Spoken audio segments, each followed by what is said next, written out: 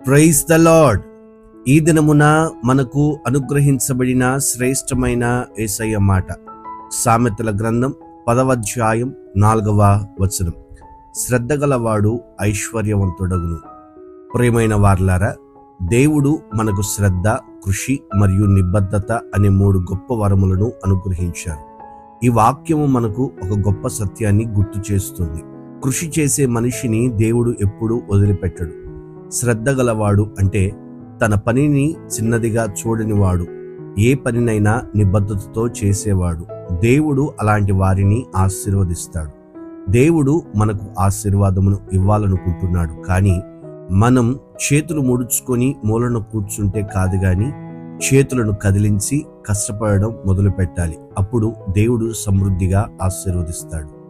సామెతల గ్రంథం 12వ అధ్యాయం 24వ వచనములో ఇలా వ్రాయబడి ఉంది: శ్రద్ధగా పనిచేయువారు ఏలుబడి చేయుదురు, సోమరులు వెట్టి పనులు చేయవలసి వచ్చును.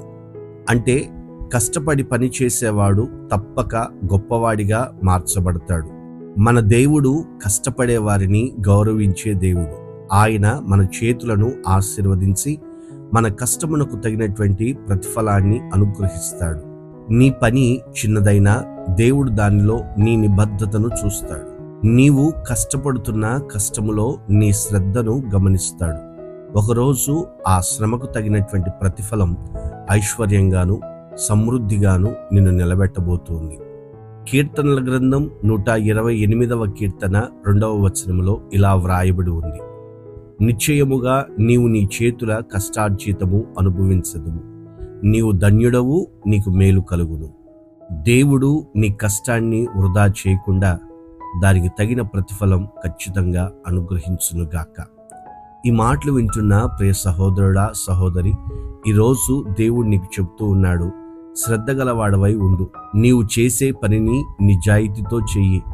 దేవుడు నీ ప్రయత్నాలను గమనించి వాటిలో నిన్ను గొప్పగా ఆశీర్వదిస్తాడు. ఏ పని కూడా చిన్నదని భావించకు.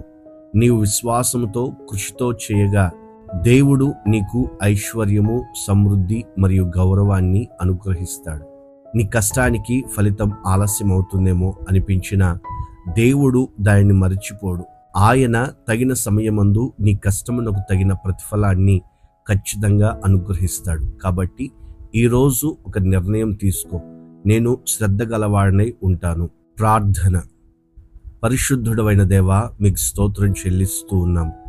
శ్రద్ధ గలవాడు ఐశ్వర్యవంతుడగునని మరొకసారి మీ మాటల చేత మమ్మల్ని ధైర్యపరుస్తూ బలపరుస్తూ ఉన్న విధానం కొరకై మీకు స్తోత్రాలు చెల్లిస్తున్నాం. ఎందరైతే ఇదిగో ఈ ప్రార్థనలో ఏకీభవిస్తూ ఈ మాటలు వింటూ ఉన్నారో వారందరి జీవితాల్లో అట్టి శ్రద్ధ కలిగిన మనస్సును మీరు అనుగ్రహించండి. వారు చేస్తున్నటువంటి పనుల్లో ఆలస్యము, నిర్లక్ష్యత తొలగించి కష్టపడి ఉన్నతమైనటువంటి స్థితిలో దేవుని ద్వారా ఆశీర్వదించబడాలి అన్నటువంటి దృఢ నిశ్చయత మీరు కలుగ చేయండి.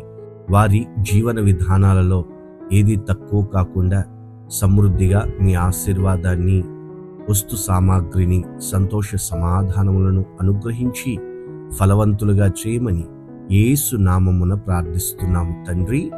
ఆమేన్, ఆమేన్. God bless you.